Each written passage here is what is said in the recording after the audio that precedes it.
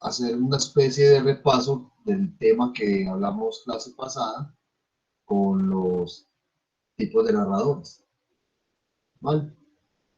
Y también les voy a mostrar unos recursos que les dispuse para como el entrenamiento a la práctica y reconocimiento de los tipos de narradores. Y también vamos a hacer un ejercicio de carácter práctico muy lúdico con la identificación de los tipos de narradores en unos fragmentos de texto que les voy a proporcionar.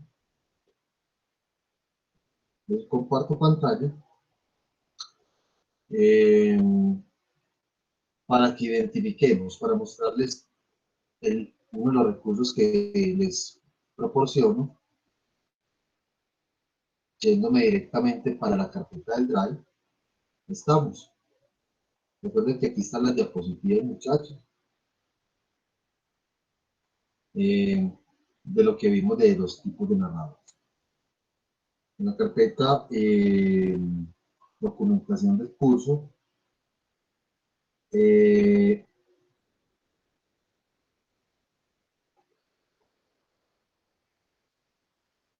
alguien de ustedes colocó por aquí en la carpeta esta presentación. Aquí hay una Paulina Ríos, Laura Bedoya. No,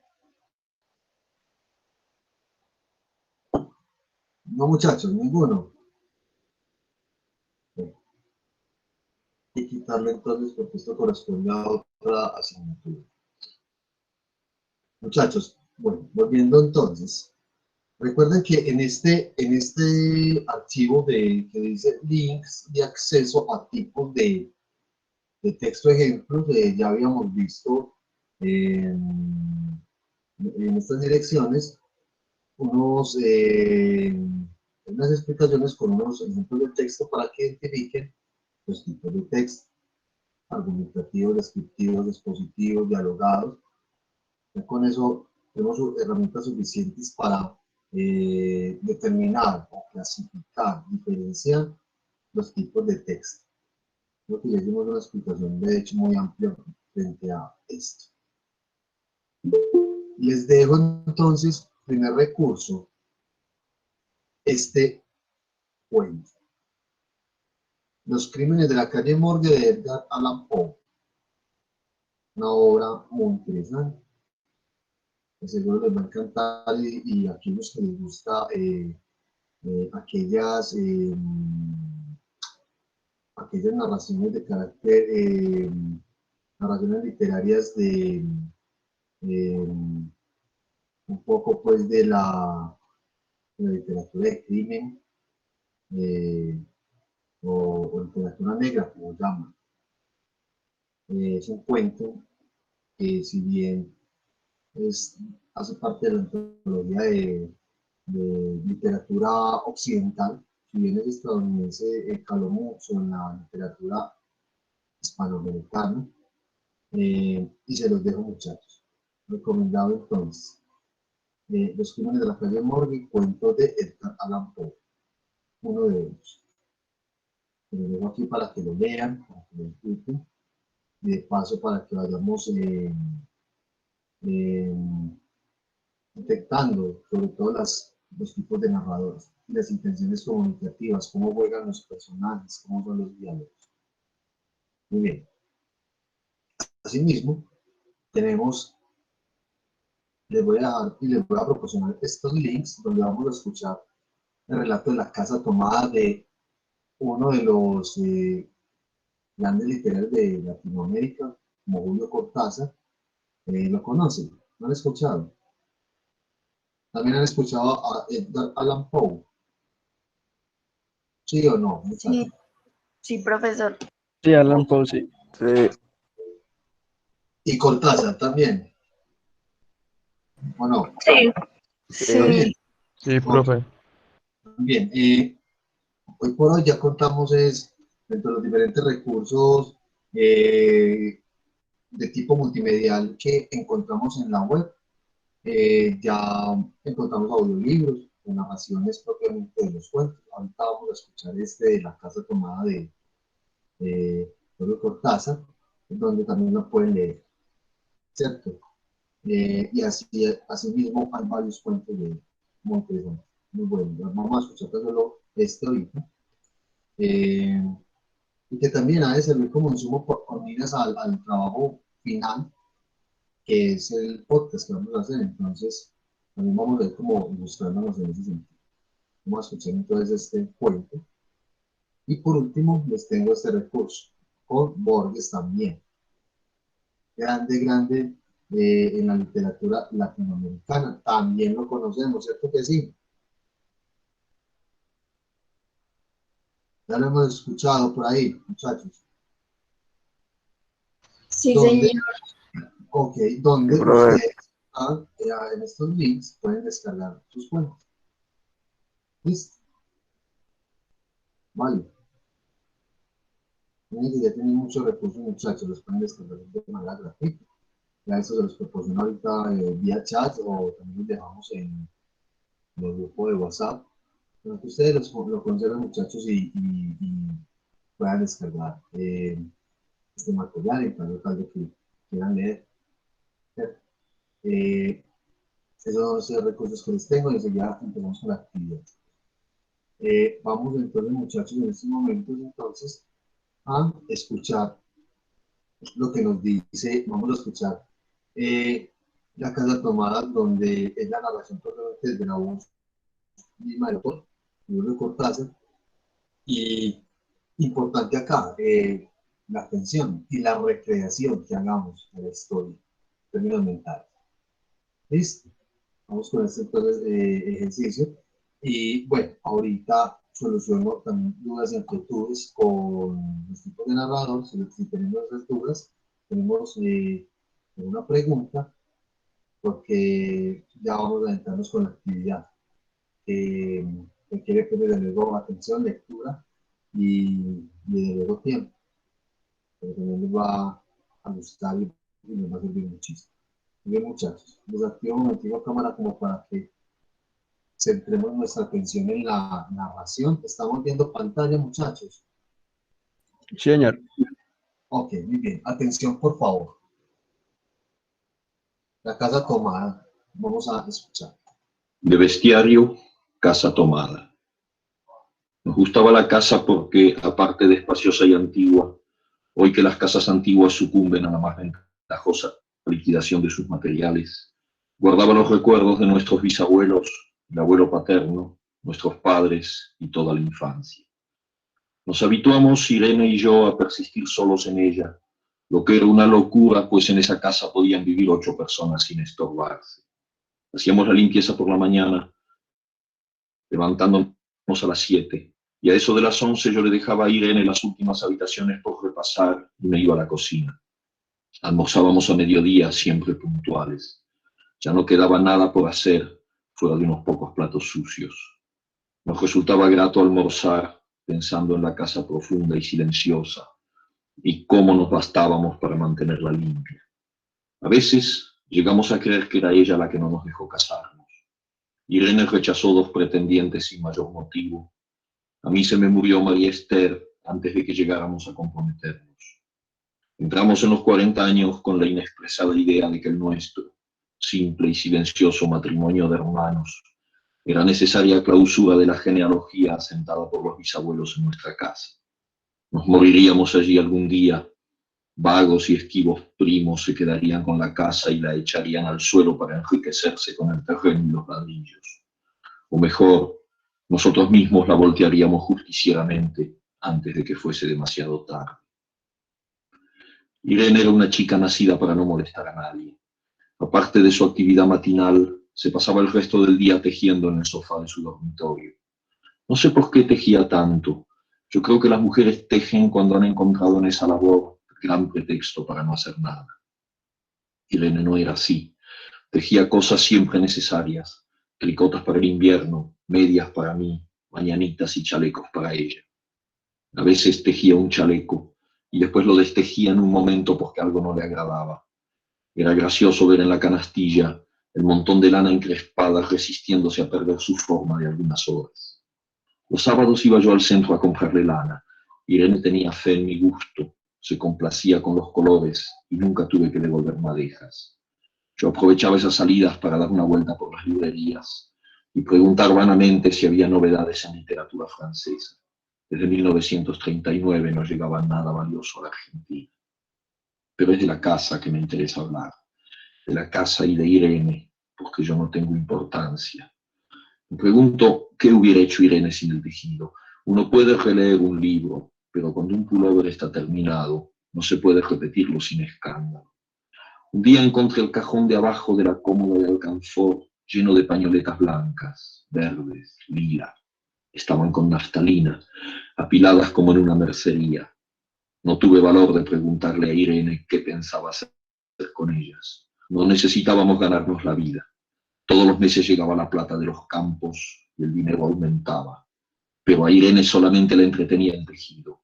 Mostraba una destreza maravillosa y a mí se me iban las horas viéndole las manos como erizos plateados, agujas yendo y viniendo y una y dos canastillas en el suelo donde se agitaban constantemente los ovillos. Era hermoso. ¿Cómo no acordarme de la distribución de la casa? El comedor, una sala con gobelinos, la biblioteca y 3 dormitorios grandes que daban en la parte más retirada, la que mira hacia Rodríguez Peña. Solamente un pasillo con su maciza puerta de roble aislaba esa parte del ala delantera donde había un baño, la cocina, nuestros dormitorios y el living central al cual comunicaban los dormitorios y el pasillo. Se entraba a la casa por un zaguán con mayólica y la puerta cancel daba al living. De manera que uno entraba por el zaguán, abría la cancel y pasaba al living. Tenía a los lados las puertas de nuestros dormitorios y al frente el pasillo que conducía a la parte más retirada. Avanzando por el pasillo, se franqueaba la puerta de roble y más allá empezaba el otro lado de la casa.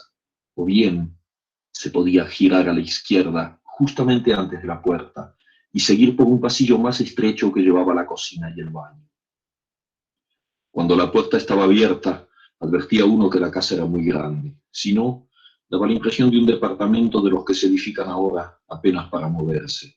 Irene y yo vivíamos siempre en esta parte de la casa. Casi nunca íbamos más allá de la puerta de roble, salvo para hacer la limpieza, pues es increíble cómo se junta tierra en los muebles. Buenos Aires era una ciudad limpia, pero eso lo debe a sus habitantes y no a otra cosa. Hay demasiada tierra en el aire. Apenas sopla una ráfaga, se palpa el polvo en los mármoles de las consolas y entre los rombos de las carpetas de macramé. Da trabajo sacarlo bien con plumero. Vuela y se suspende en el aire. Un momento después se deposita de nuevo en los muebles y los pianos. Lo recordaré siempre con claridad, porque fue simple y sin circunstancias inútiles. Irene estaba tejiendo en su dormitorio. Eran las 8 de la noche y de repente se me ocurrió poner al fuego la pavita del mate. Fui por el pasillo hasta enfrentar la entornada puerta de roble y daba la vuelta al codo que llevaba a la cocina cuando escuché algo en el comedor o la biblioteca. El sonido venía impreciso y sordo, como un volcarse de silla sobre la alfombra o un ahogado susurro de conversación. También lo oí al mismo tiempo o un segundo después en el fondo del pasillo que traía desde aquellas piezas hasta la puerta. Me tiré contra la puerta antes de que fuera demasiado tarde. La cerré de golpe apoyando el cuerpo. Felizmente, la llave estaba puesta de nuestro lado y además corrí el gran cerrojo para más seguridad. Fui a la cocina, calenté la pavita y cuando estuve de vuelta con la bandeja del mate, le dije a Irene, tuve que cerrar la puerta del pasillo. Han tomado la parte del fondo. Dejó caer el tejido y me miró con sus graves ojos cansados. ¿Estás seguro? Asentí. Entonces, dijo, recogiendo las agujas, tendremos que vivir en este lado. Yo cebaba el mate con mucho cuidado, pero ella tardó un rato en reanudar su labor. Me acuerdo que tejía un chaleco gris. A mí me gustaba ese chaleco. Los primeros días nos pareció penoso porque ambos habíamos dejado en la parte tomada muchas cosas que queríamos. Mis libros de literatura francesa, por ejemplo, estaban todos en la biblioteca. Irene extrañaba unas carpetas, un par de pantuflas que tanto la abrigaban en invierno. Yo sentía mi pita de enero y creo que Irene pensó en una botella de esperidina de muchos años, con frecuencia, pero esto solamente sucedió los primeros días. Cerrábamos algún cajón de las cómodas y nos mirábamos con tristeza. No está aquí. Y era una cosa más de todo lo que habíamos perdido al otro lado de la casa. Pero también tuvimos ventajas.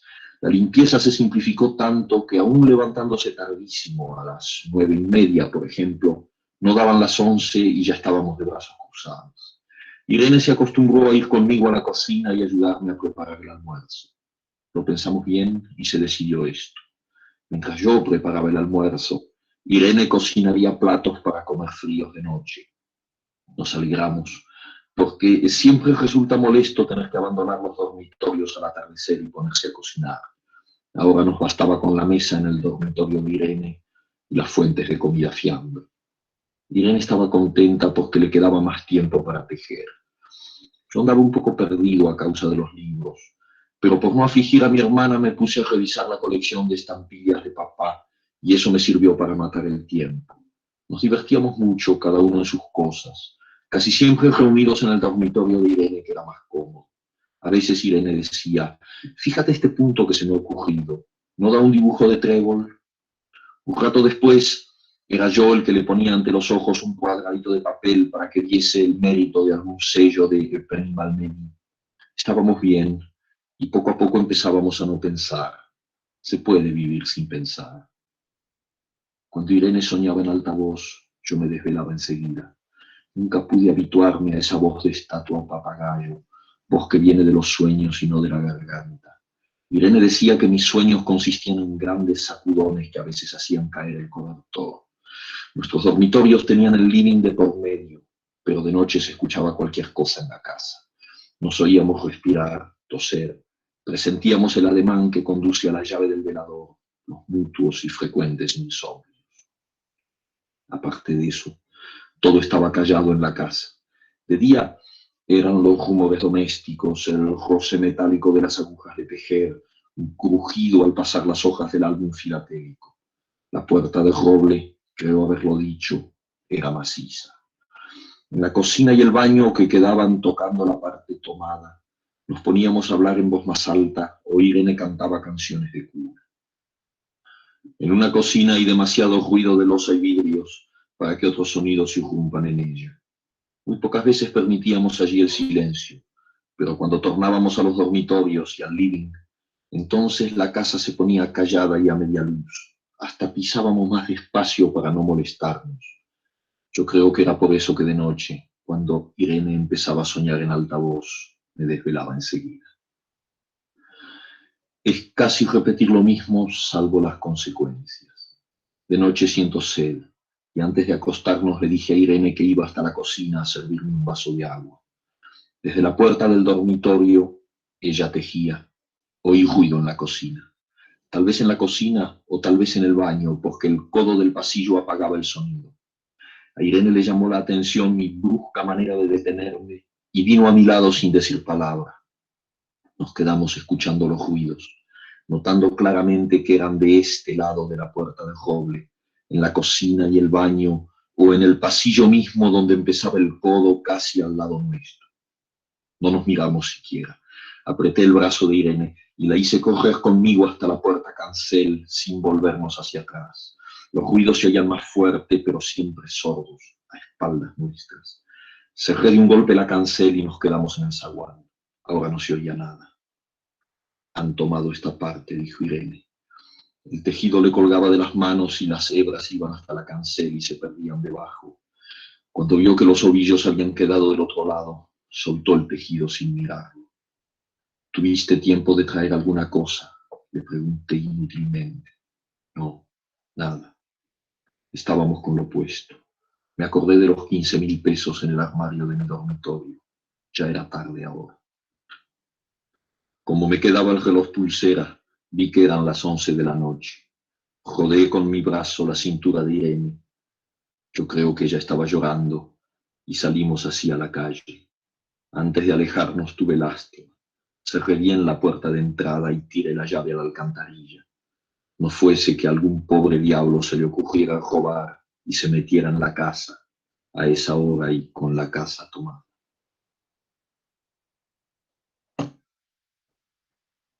Bien, chicos, ¿cómo les pareció? Bastante entretenido. Pero bueno, Ok, Sí, me gustaba cómo describían la casa. ok. Pregunta, de los diferentes fragmentos de su cuento, pero tratando como de capturar algunos momentos, ¿qué tipos de texto o descripciones, o bueno, dentro de los enunciados, encontraron ustedes que hacen referencia a ciertos tipos de texto? ¿Encontraron algún fragmento que les correspondía, por ejemplo, al texto descriptivo? ¿Vieron texto o fragmentos de texto dialogado? ¿Vieron fragmentos de texto de carácter expositivo? ¿Qué dicen ustedes? profe, yo creo que se encontraban narrativos y es, por ejemplo, una parte narrativa era cuando él contaba sobre la rutina que tenían a diario, la casa, y Sí, ya cuando él se enfoca más a describir cómo era el espacio en el que vivían. perfecto, muy bien, sí, Sí, yo pienso lo mismo que Juan David. O también cuando, pues siento que también era descriptivo cuando, o sea, como que siento que la rutina podía ser narrativa y descriptiva, porque igual él decía como los libros, o también cuando describía qué pasaba, que es como, ¿cómo es que era? Es que no me acuerdo. Como en la última parte que ella iba como a la cocina y se cerró una puerta. ok, muy bien. Y también está como muy enfocado en la personalidad de ella, pues como en describir cómo era ella. Bueno, y no solamente, por ejemplo, hay fragmentos de texto que corresponden a lo narrativo y a lo descriptivo. ¿No hay textos dialogados ahí? Pregunta. Sí, cuando él comenta lo que, pues, que le dice a la muchacha, de que han tomado la casa, y luego ella le respondía que sí, que no fue capaz de traer nada. Entonces habían Sí, como un intercambio de diálogos. muy bien, muy bien, muchachos. Evidentemente es un texto dentro de la literatura que apela a características, dentro de sus características lingüísticas textuales, es narrativo, descriptivo, con fragmentos de dialogado. Y lo dialogado, pues obviamente lo vemos en las conversaciones que él tiene con su hermana y en la expresión propiamente de los pensamientos o emociones, sentimientos del personaje. Eso es claro ahí identificarlo. Tipo de narrador. Protagonista, no. Protagonista. Protagonista. Primera persona, ¿cierto?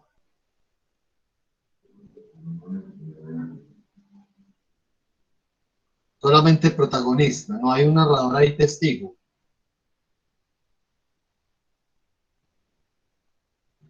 Pero puede ser cuando él observaba a la hermana coser. Cuando él observaba a la hermana coser, pero él estaba en la situación, las dices que la observaba. Perdón, no sería de pronto un narrador más de carácter objetivo. O sea, sale de escena para observar lo que está pasando en su entorno. Ah, ¿Cierto? sí. Hay que mirar, ahí vamos ya, ese es el punto de entrada, muchachos, a la actividad. Va a ser muy interesante y vamos a leer muy bien, a releer esos fragmentos eh, para ver cómo nos va. Muy bien, muchachos.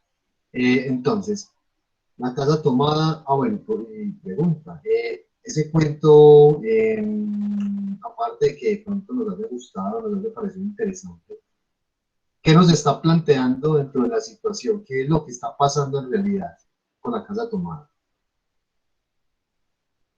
No, aquí ya estoy hablando propiamente de la intención comunicativa. La obra literaria en sí mismo, pues, tiene una intencionalidad, un propósito de entretener, ¿cierto? Pues, está claro. Pero en sí mismo, el cuento, ¿qué nos quiere como transmitir, por decirlo de esa forma? ¿Qué nos quiere comunicar? Esa historia a qué alude, qué está pasando, qué pasa con la historia.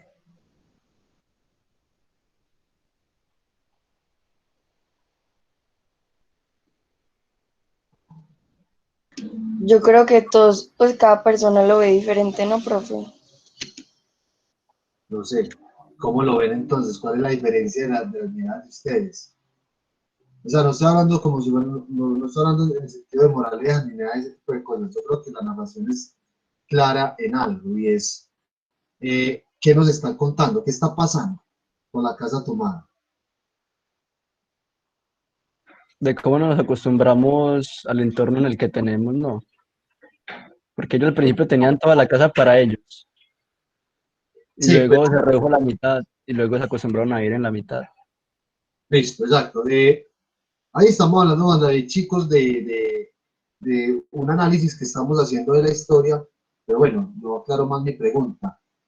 El cuento que nos está contando en sí mismo, ¿qué es lo que está pasando en términos de situaciones con estos personajes? Que habían dos hermanos que vivían en una casa, pues como la casa familiar, en donde se había, pues como que la heredaron o no sé, y siempre les llegaba la plata, hasta que de la nada como que algo empezó a invadir su casa y ellos se fueron como, ¿cómo se dice? Retirando hasta solo quedar en una parte de la casa y a lo último dejan la casa. Profe, lo que vaya a la casa, que eran las deudas, que ellos iban perdiendo la casa. Eso es muy interesante, es metafórico, Juan David. Eh, Porque yo lo sí, explicaría como con eso, que al principio tenían toda la casa, pero luego tuvieron que, no sé, arrendarla. Entonces compartían con otras personas y luego se vieron como más apurados y al final tuvieron que venderla. No, pues o sea, eso, los que viven, los que llegaron a la casa, los que se fueron tomando estos espacios, sí, muy seguramente es lo pues, porque no se describe pues por lo de no de las deudas ni nada de eso, ¿cierto? Sino el hecho de que era un lugar tan propio de ellos, de su propia familia, de su propio linaje, y que cada uno de ciertos espacios se fueron, se los arrebatando por ciertas circunstancias. Lo cierto es que el relato parece como si fuera algo muy invasivo. Es decir, un relato que se apela dentro de los recursos estilísticos de descripción, de narración propiamente, y de la exposición de sus sentimientos, las emociones de los personajes, que ese lugar se está coartando tanto que Irene, que es la persona que él más quiere, el personaje, cada vez más se van como eh, ubicando en cierto sector de la casa, en cierto espacio, pero el relato se entiende como si fueran despojados, ¿cierto? Como si fueran un poco arrinconados o sometidos a cierto lugar. Entonces, esa casa tomada o esos lugares tomados se entiende no como algo, pues, algo positivo o bonito, no como algo que está invadiendo ese lugar que es tan especial para los personajes, ¿cierto?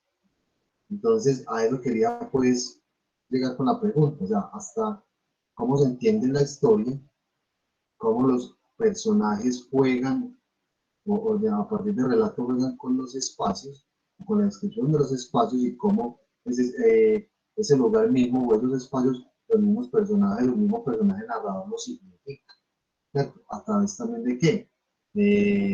de las sensaciones y de las expresiones propiamente de Irene, que es el otro personaje. Ahí no entendemos bien o se nos da una pista quiénes son los que invaden la casa, los que se la toman. Entonces hablan de primos, hablan de los familiares, de personas que propiamente no obedecen a ese universo. O sea, llegar a una casa que obviamente es ajena, se entiende como una usurpación. Entonces es como el trasfondo de ese cuento. Ya habrán otras interpretaciones, pero hablándolo propiamente desde la narración y de la misma historia, desde el mismo relato en sí mismo, se entiende eso, que es un lugar en donde lo han tomado, han ingresado y que a su misma vez modifica el sentir, el significado y lo que eh, la dinámica de vida que construyen los personajes al interior de este espacio, ¿cierto? Cada vez más son más relevados. ¿Cierto? Profe, Sí, a mí esto me lo habían leído antes en el colegio y mucho, o sea, habíamos llegado a la conclusión de que tal vez es una metáfora para la situación de Argentina en ese tiempo, ¿no? Cuando lo de la dictadura y que tal vez el despojo de la casa era como una metáfora para cuando tomaron Argentina en la dictadura, ¿no? bueno, vale. Hay un dato interesante, que la verdad, pues, yo no tengo mucha claridad si el relato propiamente hace alusión al periodo de dictadura de Argentina con Videla. Lo cierto es que muchos cuentos o parte de la literatura latinoamericana, y sobre todo la argentina, desde Borges o Cortázar, eh, Sábato también creo, hacen a partir de sus historias, pues metafóricamente o de manera muy implícita, están poniendo en relieve elementos históricos, o elementos propiamente sociales, culturales o políticos de la época, ¿cierto? Entonces, muchos de estos relatos, claro, a partir de sus personajes o a partir de la propia historia misma, pues van dejando en evidencia precisamente pues con esos modos vivendi del momento. ¿Cierto?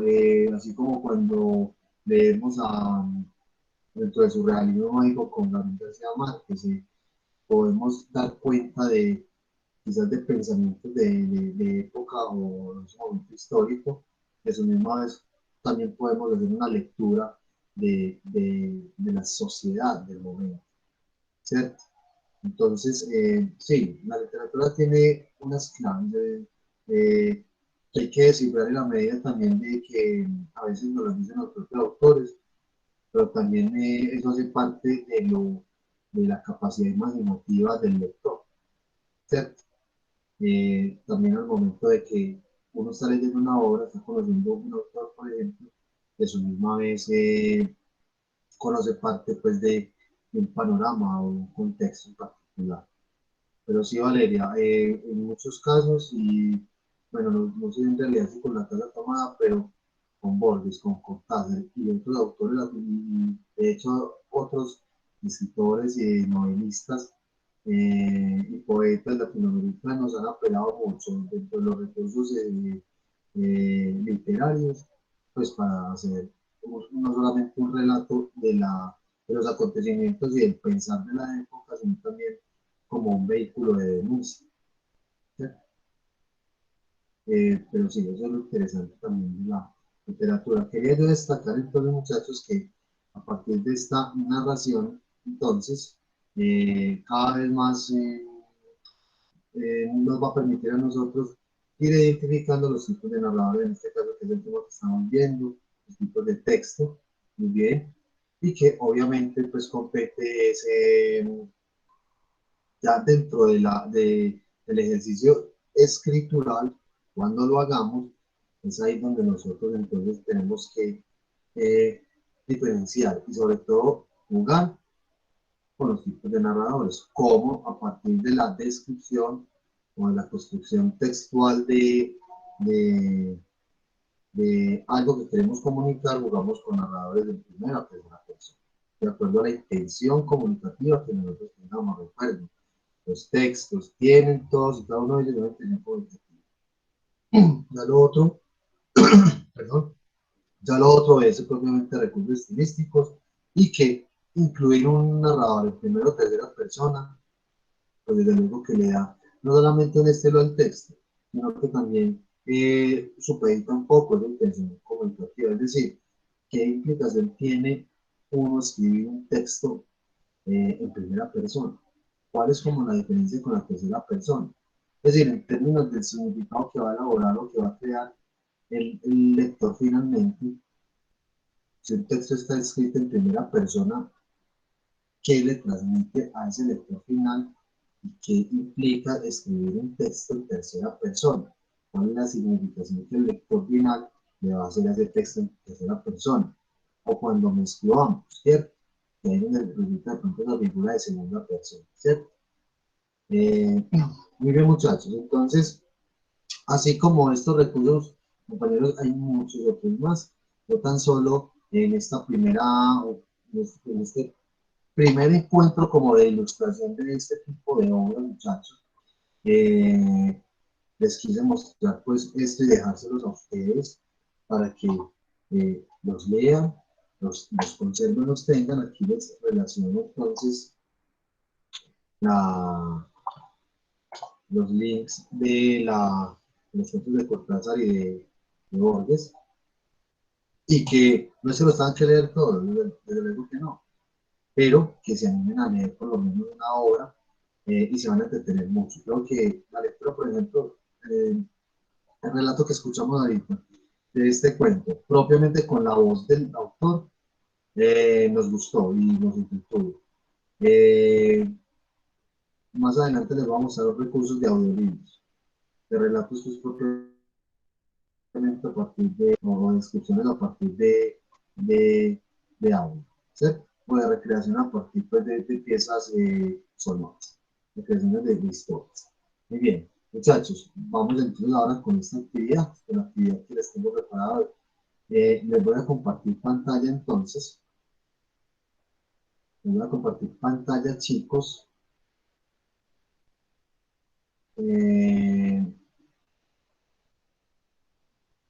Estamos viendo pantalla. Sí. Sí, señor. Sí.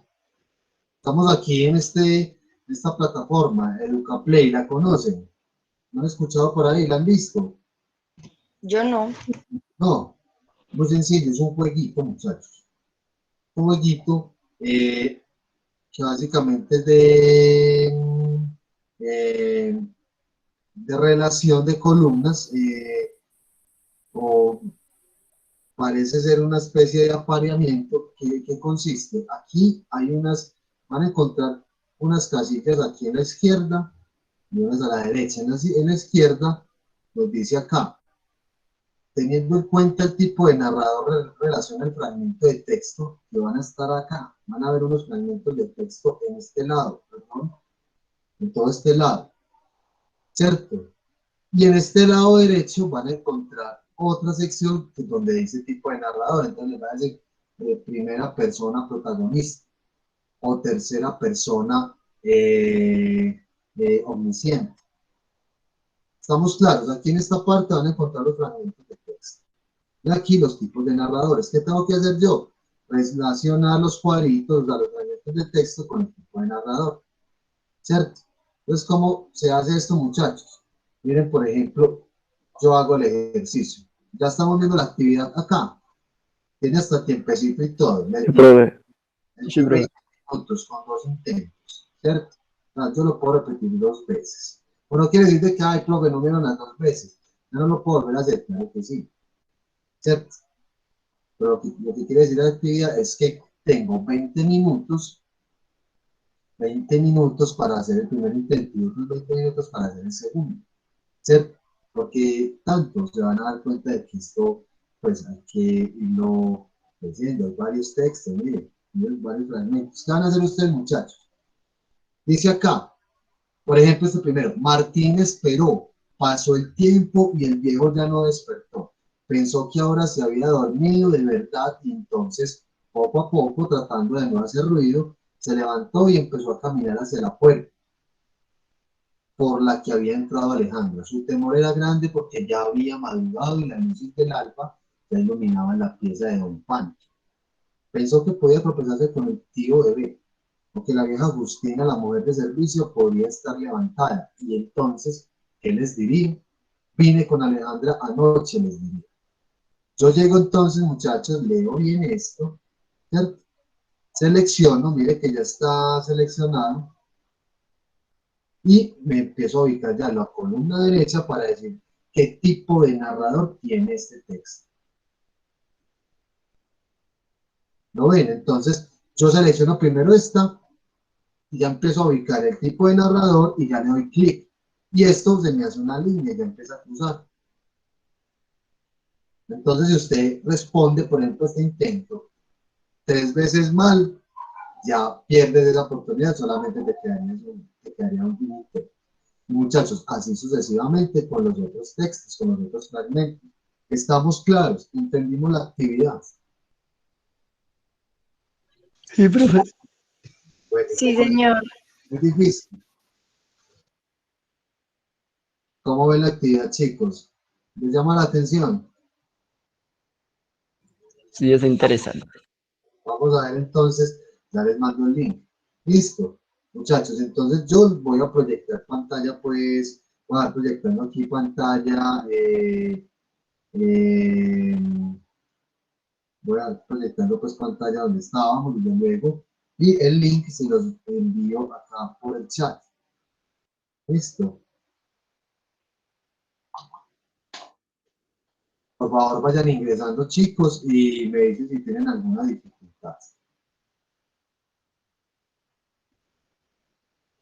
Tómense el tiempo necesario, lean bien. Profe, hay que identificarnos. Solamente le damos en comenzar. Pues por eso le das comenzar y ahí ya empiezas a relacionar. Pues no sé si no entiendo de lo que me quieres decir. Yo otra vez mostrar la actividad y necesito más No, sí, información. sino que salía ahí un cosito que dices que pulsa aquí para identificarte. Creo Ah, que ya, sí, ya. ya, ya. No, me ingresa y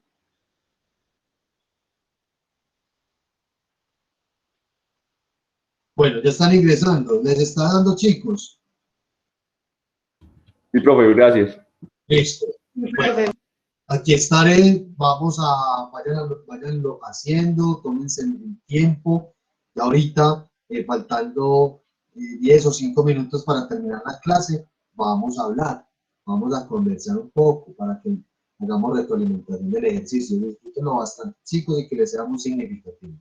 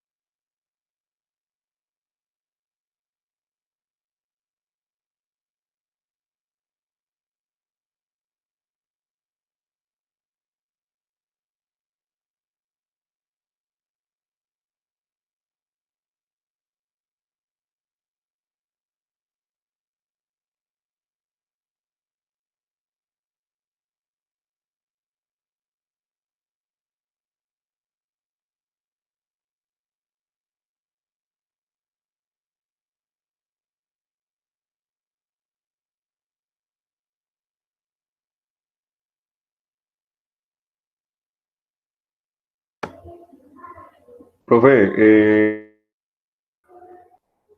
hay una Sí, situación que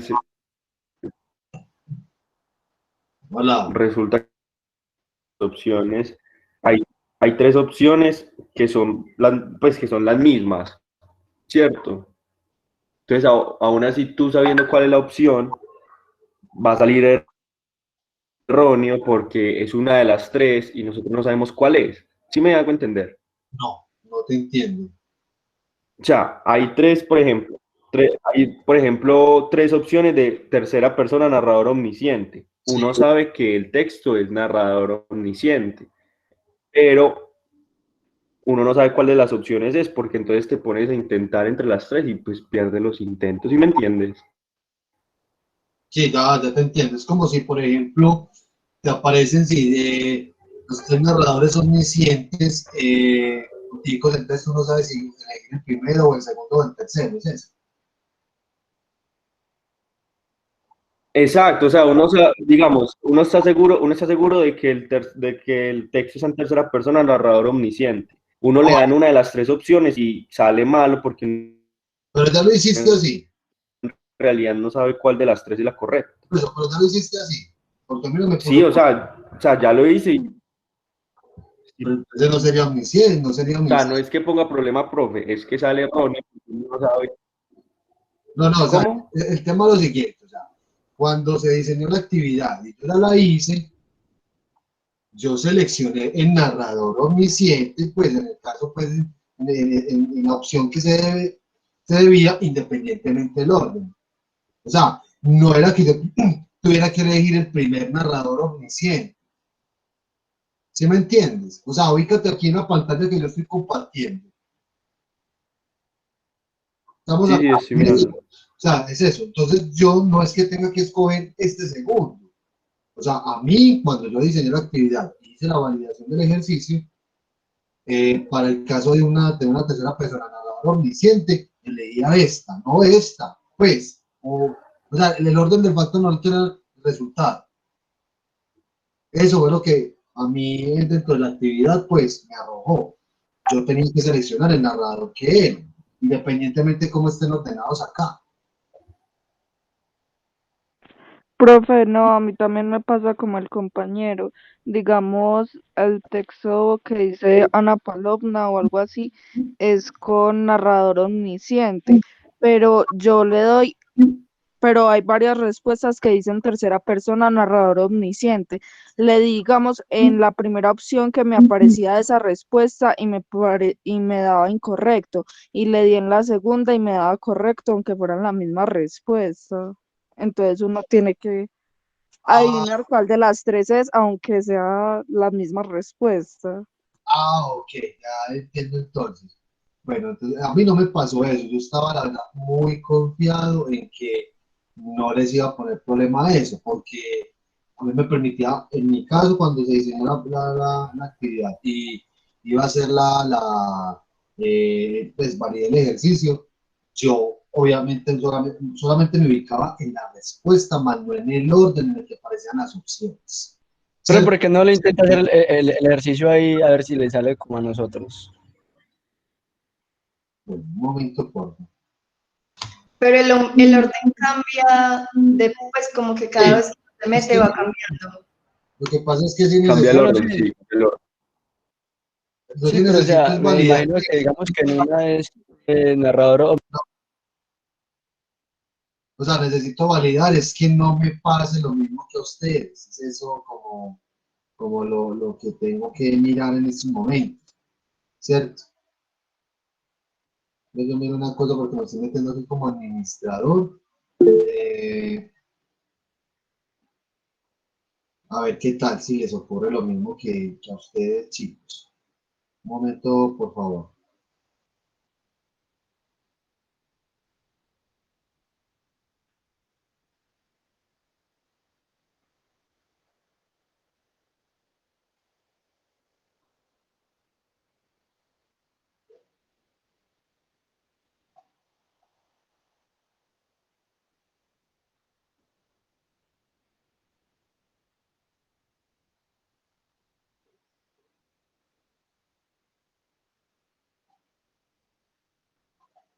Estoy haciendo yo el ejercicio, muchachos, a ver qué tal. ¿Listo?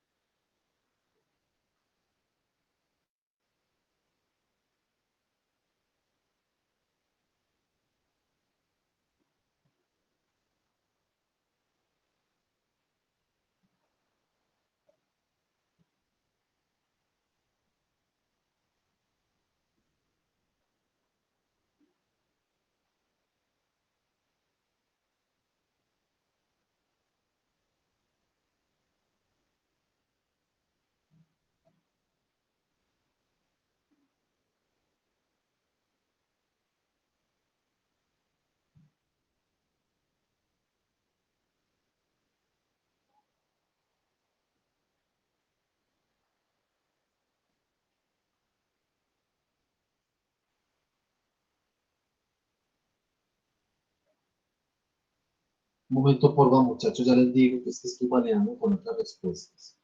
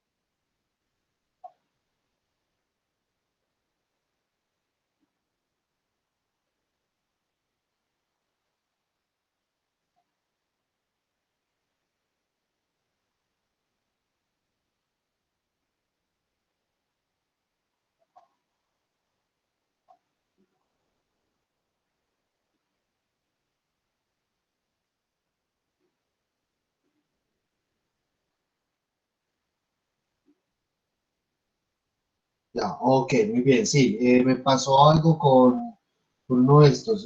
Bueno, muchachos, es un asunto yo creo que de ajuste de la actividad, pero entonces, para que no nos quedemos enfrascados con eso, yo les presento pantalla de nuevo para que tengamos entonces en cuenta lo siguiente y no se nos pierda pues como la actividad. Yo creo que el tema acá es que logremos identificar los tipos de narradores, ¿cierto?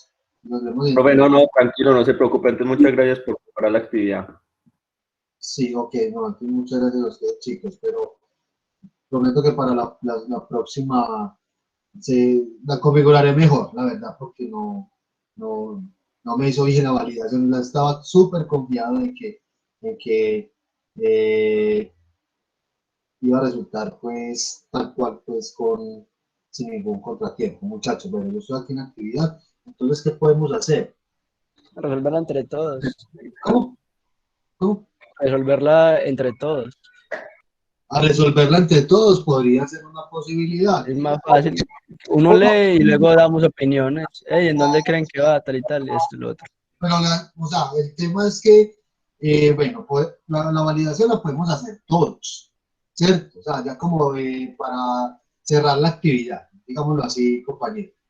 Lo que yo les iba a proponer es que fueran mirando entonces los fragmentos sin necesidad de copiarlos todos, por ejemplo, y pueden decir, pueden empezar así, el fragmento A o fragmento 1, el que dice luego se hayan metido y en una hojita le colocan o en el computador, ahí donde estén, pues ahí con un archivo de Word, por ejemplo, abierto, relacionen de manera como un poco análoga el narrador y ya. Y ahorita hacemos la validación. ¿Les parece? ¿Sí me entienden la actividad, chicos? O sea, vayan leyendo acá mismo, lo relacionan sin hacer la relación dentro de la actividad, sino que lo leen y al ladito le colocan el tipo de narrador, que ahorita entonces hacemos la validación. ¿Les parece? Listo, profe. Sí, profe, hágalo. Hagámoslo así entonces. Yo dejo, ustedes ya tienen ahí abierto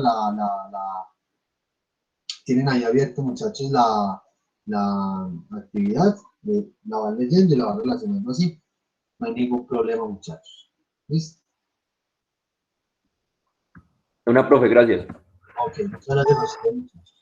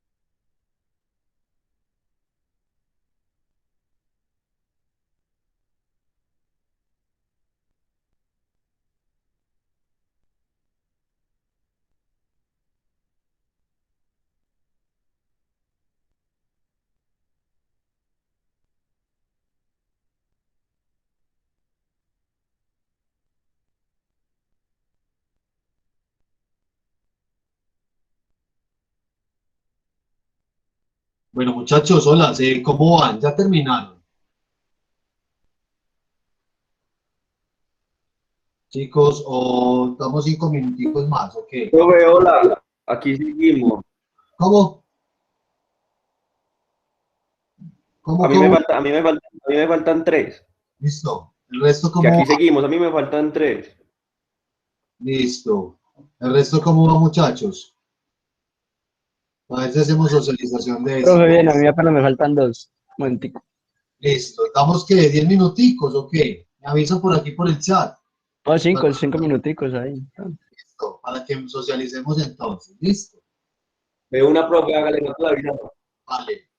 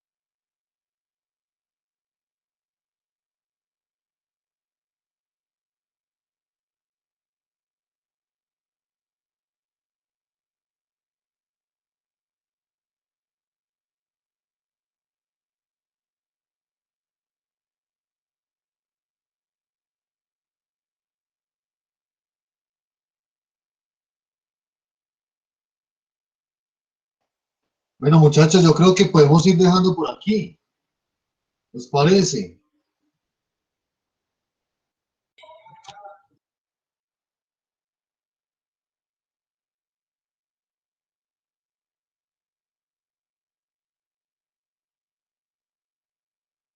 Chicos, vamos dejando entonces acá. Y si nos faltó una o dos, no hay ningún problema. Vamos a socializar entonces para que prestemos atención y generemos discusión. ¿Listo? Vale. Este profe, hágale. Listo, muchachos. Yo les voy a compartir pantalla como para que miremos todos juntos las preguntas, los enunciados.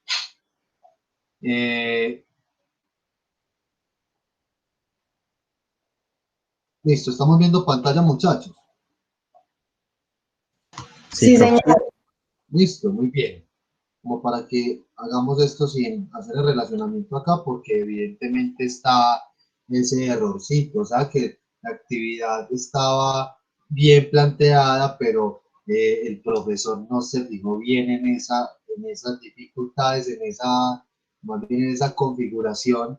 Entonces, lástima por eso, porque quería que saliera muy bien, pero bueno, creo que de hecho salió bien, no que uno trata de ser cada vez más, que haya más eficiencia en estas actividades, muchachos. Muy bien, igualmente creo pues que logramos dar cuenta del ejercicio. Muy bien, muchachos, entonces estamos viendo pantalla, me están escuchando, vamos a empezar. Muchachos, dice así, como aparece aquí, pues los enunciados aparecen de manera aleatoria. Entonces vamos a mirar enunciado por enunciado y identificar su narrador. ¿Cierto? Dice así me tembló el alma. ¿Qué hacer? ¿Qué podría hacer para triunfar, para tener dinero, mucho dinero? Seguramente no me iba a encontrar en la calle una cartera con 10.000 pesos. ¿Qué hacer entonces? ¿Qué tipo de narrador es ahí, muchachos? Pero ahí está hablando en primera persona, porque dice, me tembló el alma, o sea, yo, Primera persona protagonista. protagonista, ajá. Bueno, esa primera persona que testigo o protagonista.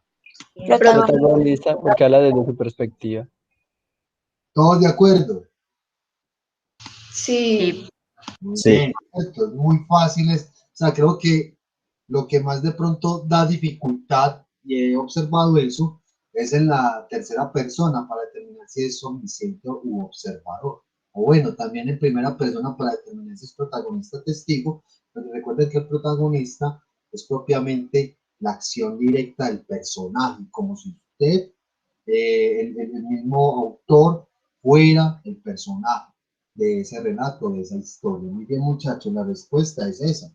Primera persona, un narrador protagonista. Muy bien. Alguien ahorita había hablado, había hecho una pregunta en el chat sobre el, el narrador observador es el objetivo. Sí, yo hice la reconsideración pues, en términos de validación de la información con las diapositivas que ya estén actualizadas allá en la carpeta del Drive, porque ese narrador objetivo hace referencia a un narrador que observa, que tiene la capacidad de dar cuenta de los sucesos, acontecimientos que le están pasando a un personaje. Entonces, o a un conjunto de personajes en una situación determinada. Entonces, para tener en cuenta el narrador objetivo, también es lo mismo que el narrador observador. ¿Listo? Para hacer esa salvedad. ¿Vale? ¿Claros hasta ahí, muchachos? Sí, señor. Muy bien, vamos con el segundo enunciado. Estábamos en la sala de estudio cuando entró el director, seguido de un novato con atuendo pueblerino y de un celador cargado con un gran pupitre. Los que dormitaban se despertaron y todos se fueron poniendo de pie, como si los hubieran sorprendido en su trabajo.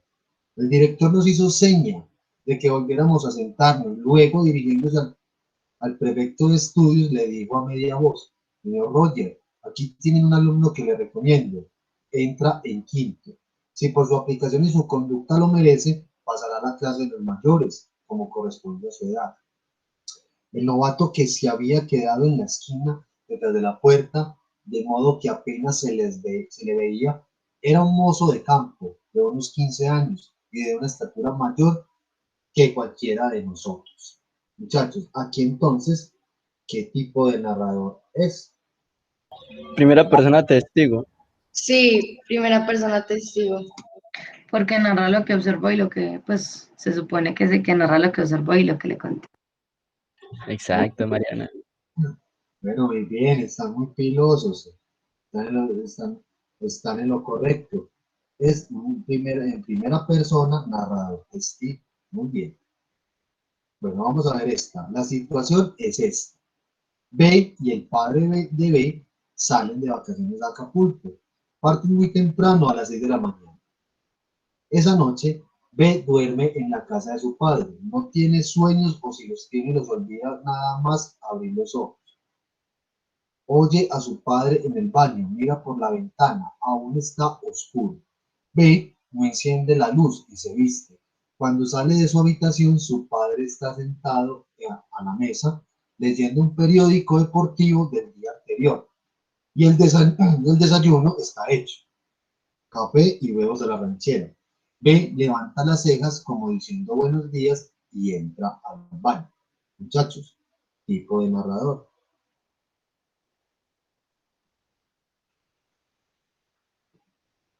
Es tercera persona, ¿cómo es narrador? Observador. Dicen ustedes, tercera persona, narrador, observador. Ok, ¿qué opina el resto, muchachos? ¿Cómo les ve con eso? Yo también creo que es Siempre observador. narrador observador. No es omnisciente. No, porque no menciona los pensamientos que tiene, no sé, B o su padre. Ok, muy bien, muchachos. No está en todos lados. Ajá. Muy bien, es un narrador observador. En tercera persona, desde luego. Muy bien. Y ya ustedes acaban de dar la justificación. Es un observador que esta tercera persona, este narrador, pues está observando y está describiendo, desde luego, las características de la situación. De la situación. Luego, pero si llega a confundir, pues yo me confundí un poquito al final, cuando decía levanta las cejas como diciendo buenos días. Entonces uno cae como, ¿qué? Sí, ¿será que sí? ¿Será que es observador o omnisciente? O Entonces sea, ahí sí como un poquitico. si yo les pregunto cuál es la diferencia entre el narrador omnisciente y el narrador observador, ¿cuál es la diferencia ahí entre ambos? Creo que el omnisciente, pues es el que sabe los pensamientos, las emociones, las sensaciones, Sí. o los planes que tiene. En cambio, el observador solamente ve lo que están haciendo. Pero pues como ahí dijo eso, entonces uno queda como... Sí, pero mire que es aquí cuando dicen ve, levanta las cejas como diciendo buenos días y entra al baño. O sea, es una descripción más desde la especulación del narrador. No está diciendo ve, levanta las cejas como queriendo expresarme su enojo y a su misma vez su ironía. O sea, yo ahí ya estoy yendo más allá de la especulación y me estoy atreviendo a hacer una descripción de emociones o sentimientos. O sea, el elemento clave y también diferenciador de un narrador omnisciente a un narrador observador es que el omnisciente básicamente todo lo ve y que es todo lo que ve, no solamente lo aparente, sino el interior del individuo o del personaje, para describir sensaciones, sentimientos, pensamientos, entre otras cosas. ¿Listo? ¿Claro hasta ahí? Muchachos, ¿sí les queda Sí, claro? profe. Muy bien, ese es el tip para diferenciar. ¿Listo? Para tener en cuenta la diferencia entre narrador omnisciente y ese narrador observador. Vamos con la siguiente. Me niego a corresponder a representar el papel de esposa de alto estatus, que esconde cansancio tras una sonrisa, lleva la batuta en conversaciones sin fuste, pasa bandejitas y se siente pagada de su trabajadera con la típica frase: has estado maravillosa, querido. Tipo de narrador aquí, muchachos. Primera persona y protagonista. Muy bien. ¿Qué dice el resto? De acuerdo. Primera persona protagonista. Sí, primera persona protagonista. Listo. ¿Cierto? Que vimos elementos textuales muy claros, muy claves de hecho, que nos hacen de entrada, nos ubican en esa dimensión de la narración, es decir, en primera o tercera persona. ¿Dónde está la clave acá? Pero en el me niego.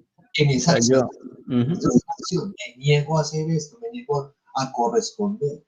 Ahí nos están diciendo, muchachos, de entrada, el tipo de narrador que es protagonista en primera persona. Otra. Hace muchos años tuve un amigo que se llamaba Jim y desde entonces nunca he vuelto a ver a un norteamericano más triste. Desesperados he visto muchos, tristes como Jim, ninguno. Una vez se marchó a Perú en un viaje que señaló debía durar más de 6 meses, pero al cabo de poco tiempo volví a verlo. Muchachos, tipo de narrador. Pero testigo, porque habla como de su amigo, de Jim. Primera persona, narrador, testigo. Ok, ¿qué opina el resto? Estoy de acuerdo con el compañero. Yo digo que sí, primera testigo. Ok, muy bien. Estás en lo correcto. Están en lo correcto, muchachos. Es un primer narrador testigo. Muy bien. Y ya identificamos por qué está en primera persona. Bien. Dice así: Martín esperó, pasó el tiempo y el viejo ya no despertó. Pensó que ahora se había dormido de verdad y entonces poco a poco, tratando de no hacer ruido, se levantó y empezó a caminar hacia la puerta por la que había entrado Alejandro. Su temor era grande porque ya había madrugado y las luces del alba ya iluminaban la pieza de don Pancho. Pensó que podía tropezarse con el tío bebé o que la vieja Agustina, la mujer de servicio, podía estar levantada. Y entonces, ¿qué les diría? Vine con Alejandra anoche, les diría. Ahí como, ¿qué tipo de narrador es eso, compañero? Es este fragmento. Tercera persona omnisciente. Muy bien, al resto. Yo creo que Sí, es profe. tercera persona Omnisciente, omnisciente también. porque pues habla como del pensamiento que tenía Martín. Muy bien. Y muchachos, tercera persona, omnisciente. Y tiene una gran particularidad este fragmento.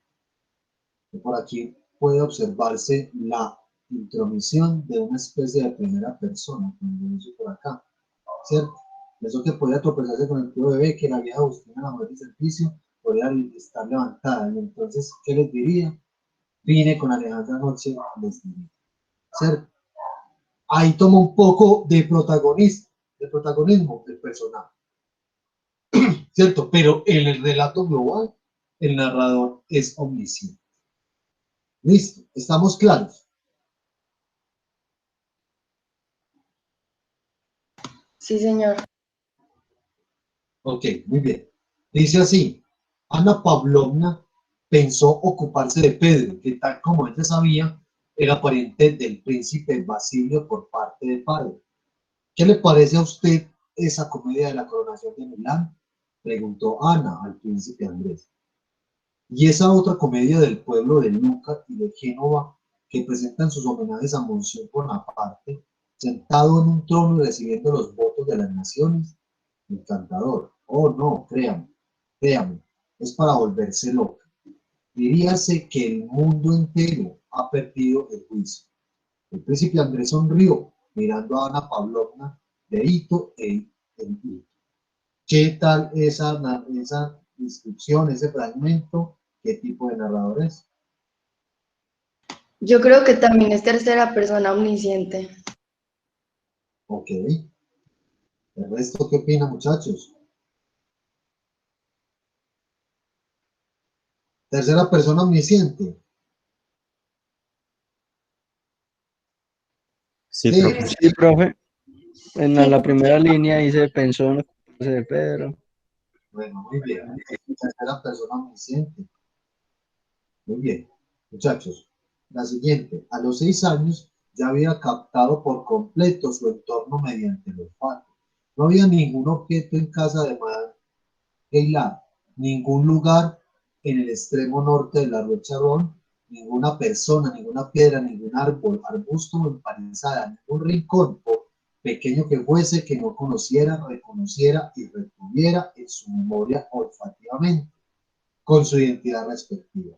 Había reunido y tenía a su disposición 10.000, 100.000 aromas específicos, todos con tanta claridad, que no solo se acordaba de ellos cuando volvía a olerlos, sino que los olía realmente cuando los recordaba.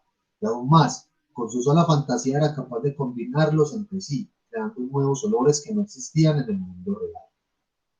Muy bien, muchachos. ¿Qué tipo de narrador encuentran aquí?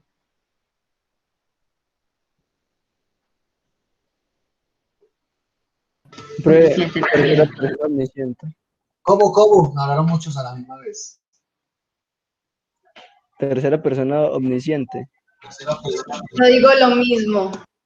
Sí, ok, tercera persona omnisciente. Ok. Listo, muchachos, están en lo correcto. Tercera persona omnisciente. Mire que todo lo ve, todo lo sabe, todo lo describe, va más allá de la descripción. Muy bien. La mañana del 4 de octubre, Gregorio Olías se levantó más temprano de lo habitual. Había pasado una noche confusa y hacia el amanecer soñó que un mensajero con antorcha se asomaba a la puerta para anunciarle que el día de la desgracia había llegado al fin. Tipo de narrador, muchachos, en este texto.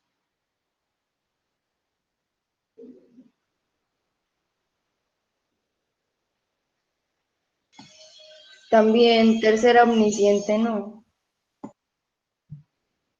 ¿El resto qué dice?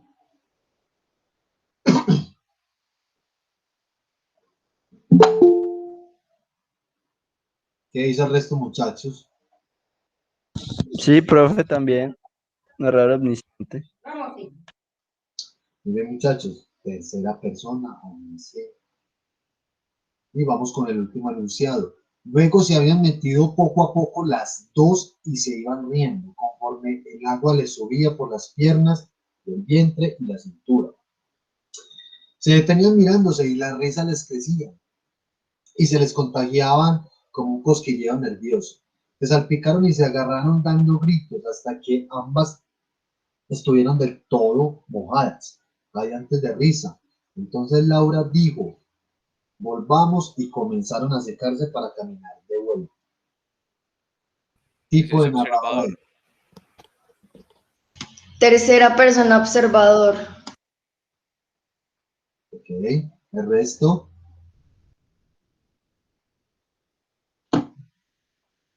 Tercera persona observador, entonces. Sí, profe. Muy bien, muchachos, tercera persona observador. Y bueno, esa era la actividad, muchachos. Veo que hay mucha claridad. De acuerdo a las respuestas, compañeros, todo estuvo muy bien. Y bueno, dificultades que tuvieron con el ejercicio. ¿Cómo se sintieron realizándolo? Al principio yo me sentía muy confundida porque todo lo que ponía me salía malo, entonces yo creí que era una boba, pero después me di cuenta que, o sea, yo decía, no, esto es tercera persona, o sea, no puede ser. Y si el otro compañero no dice, o sea, yo me quedo como confundida, porque lo había intentado como 4 veces Y yo era como, ¿por qué no me da? Pero sí, a mí me gustó.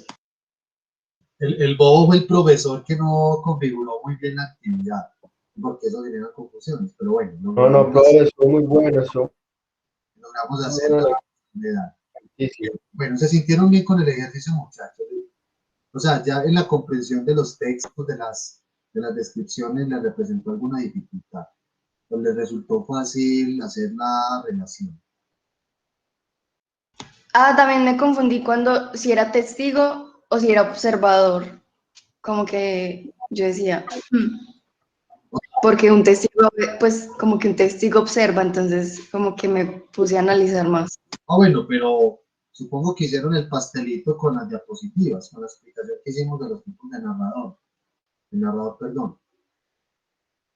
O sea, creo que ya diferenciamos muy bien los tipos de narrador y no solamente pues el aprendizaje dentro de, de estos recursos pues, lingüísticos es importante tenerlos en cuenta, no para que cuando estemos leyendo los identifiquemos, sino para cuando nosotros estemos construyendo nuestros textos, sepan emplear esas esos tiempos, esos narradores en específico.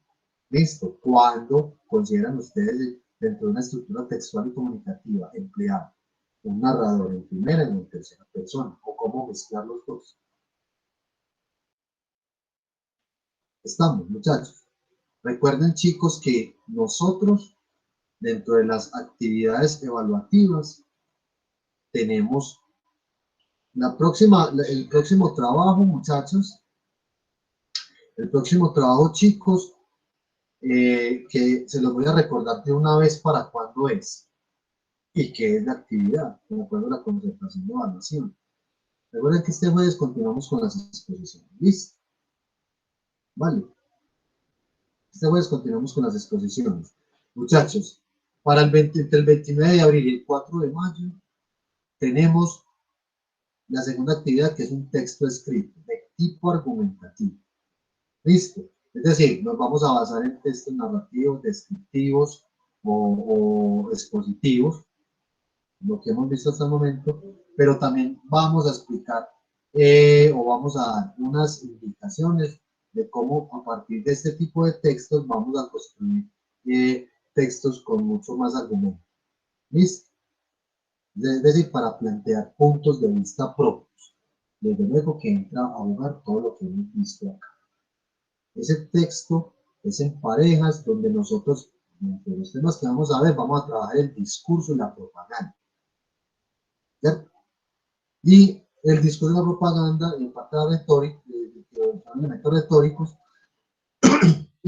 ustedes van a hacer un análisis de un caso donde le van a incluir imágenes, ilustraciones, es en parejas de dos, no de tres, porque hay parejas de tres, ¿cierto? Muy bien, parejas de dos, muchachos, y lo interesante de eso es que ustedes van a confrontar puntos de vista diferentes, es decir, tú con el compañero o compañera, con miradas muy particulares y diferenciales, van a construir un texto con base en el tema del discurso de la propaganda que lo vamos a explicar acá, y en su momento ya daremos las pautas. El trabajo es para el 29 de abril, entre el 29 de abril y el 4 de mayo, es decir, tenemos tiempo. Listo. Pero es para que nos vayamos preparando. Por eso es bueno a veces hacer, en algunas ocasiones, hacer estos ejercicios que nos sirve para validar lo aprendido y en parte también para practicar. Listo. Recuerden, muchachos, que el ejercicio lingüístico consiste en leer y escribir a la misma vez. ¿Listo? Y por último, pregunto lo siguiente. ¿Alguien de ustedes no tiene grupo de exposición? ¿Entienden? Todos están ya los presentes, tienen tema.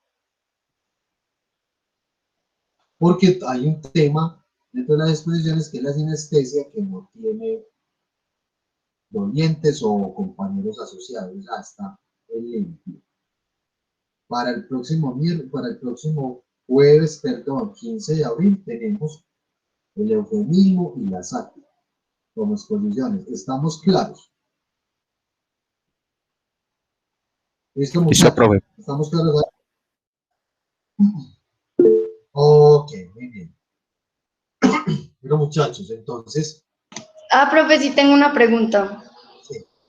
¿El escrito, que es un texto argumentativo, es para hacer en la clase o para entregarlo el 29? Ok, es para entregar entre el 29 y el 4 de mayo.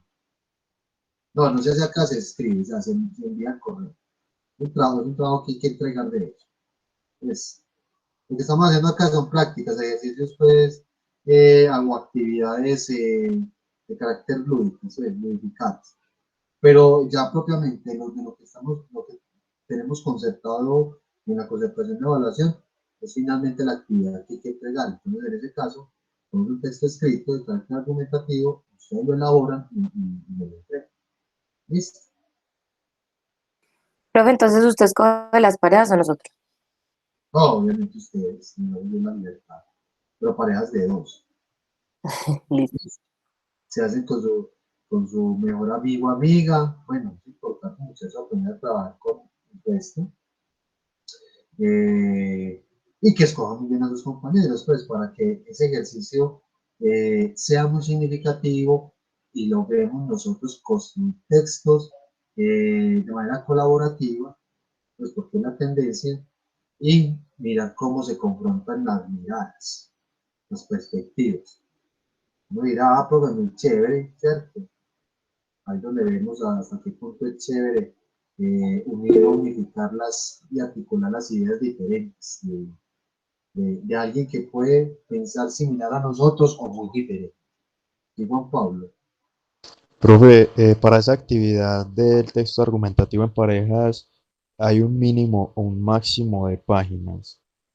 yo les voy a dar las pautas, tranquilos con eso, yo a ustedes les voy a dar las pautas, les voy a explicar muy bien, les voy a solucionar las dudas en el momento adecuado, ¿cierto? Tan solo estamos mencionando la actividad para que recuerden, muchachos, que una de las recomendaciones que les he dado es que estén fijándose en la carpeta del Drive con los recursos que tenemos y sobre todo en la concertación de evaluación, porque ustedes tienen muchas asignaturas y otras ocupaciones que muchas veces hacen que a uno se le olvide, ¿cierto?, una fecha de entrega.